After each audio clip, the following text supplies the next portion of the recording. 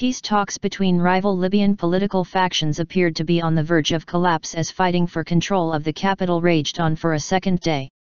Libya's unrecognized government in Tobruk conducted airstrikes on Saturday against airports in a military camp in the capital Tripoli, controlled by a rival government, and killed a senior commander loyal to that government, officials said.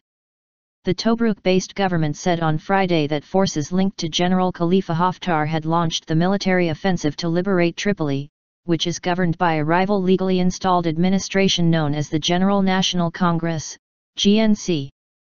Prime Minister Abdullah al-Thinni's government, which has allied itself with Haftar, was forced to relocate to the eastern city of Tobruk last year after the Libya Dawn seized Tripoli. Libya has been racked by violence since the NATO-backed uprising toppled longtime ruler Muammar Gaddafi in 2011, with the rival administrations and their allied militias battling for power. Airstrikes on the capital. Amid the ongoing battle for Tripoli, unbrokered peace talks continued between officials from the rival administrations for a second day in Morocco's capital Rabat on Saturday, aiming to reach agreement on the formation of a national unity government. UN Special Envoy Bernardino Leon, however, said reaching an agreement was going to be difficult, given the new clashes in and around Tripoli.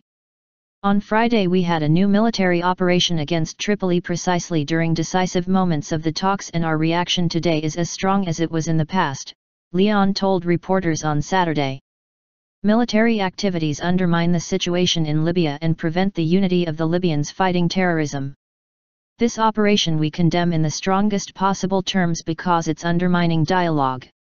Sources told Al Jazeera that airstrikes had been carried out in and around the capital on Saturday, including the airport, but the offensive had so far been repelled.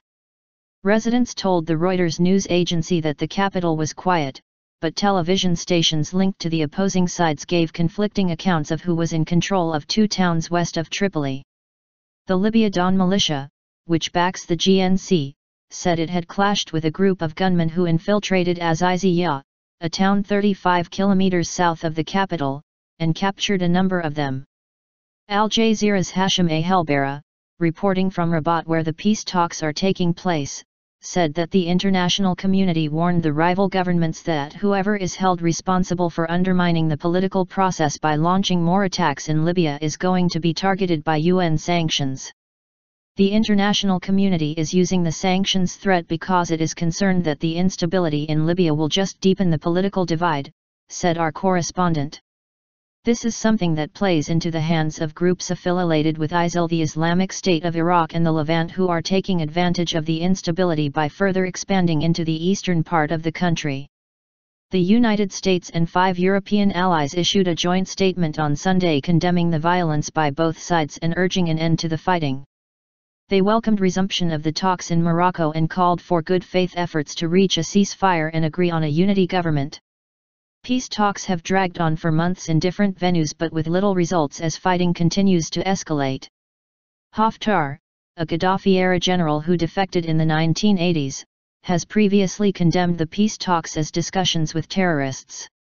Since Gaddafi was overthrown and killed, the country has grown increasingly polarized as former rebel brigades clash over how to govern Libya and share its oil wealth. Meanwhile, authorities in Morocco said they dismantled a terrorist cell plotting to carry out terrorist acts in the country. In a statement obtained by Al Jazeera, authorities said that arrests were made in different cities with weapons and ammunition being confiscated.